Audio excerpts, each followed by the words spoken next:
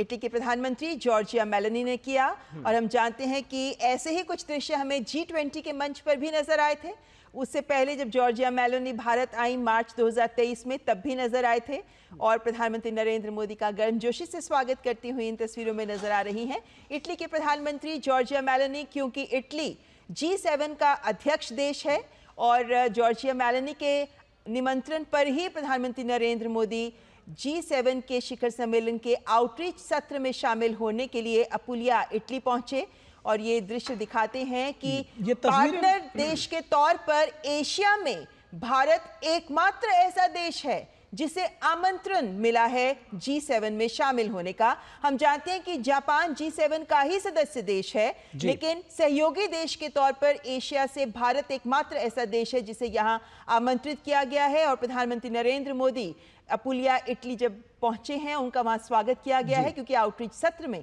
प्रधानमंत्री नरेंद्र मोदी शामिल हैं। जी, बेहद महत्वपूर्ण तस्वीरें हैं ये, और अपने आप में जिस गर्मजोशी के साथ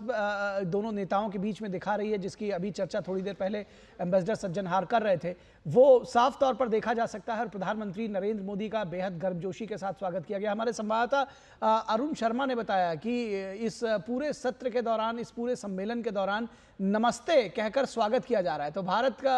भारत के विषय में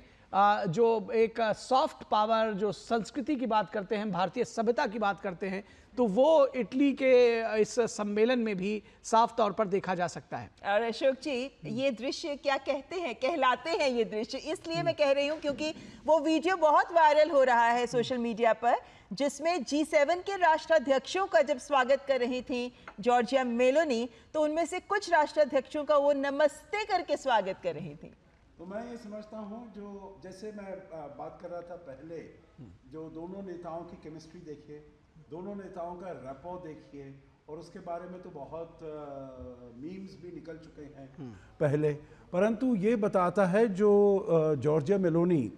इटली के जो प्रधानमंत्री हैं, वो भारतीय संस्कृति में काफ़ी हद तक रम गई हैं। और जैसे वो अभी उन्होंने स्वागत किया, नॉर्मली अगर वो स्वागत करते हैं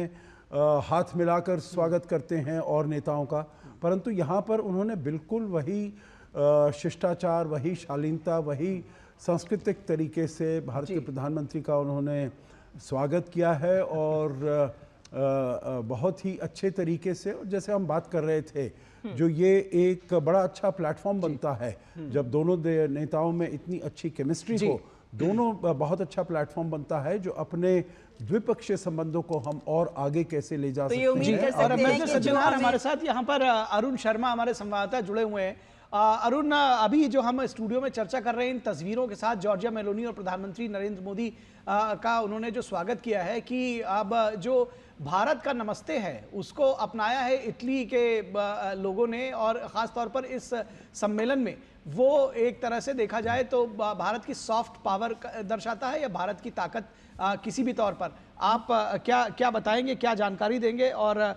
इस सम्मेलन के संदर्भ में और क्या जानकारी बताएंगे, क्या अपडेट्स हैं? लेकिन पहले तो इस नमस्कार वाली बात पे ही बात कर ले, तो कल एक छोटी सी अपडेट आपको यहाँ दे दूं कि कल पूरा दिन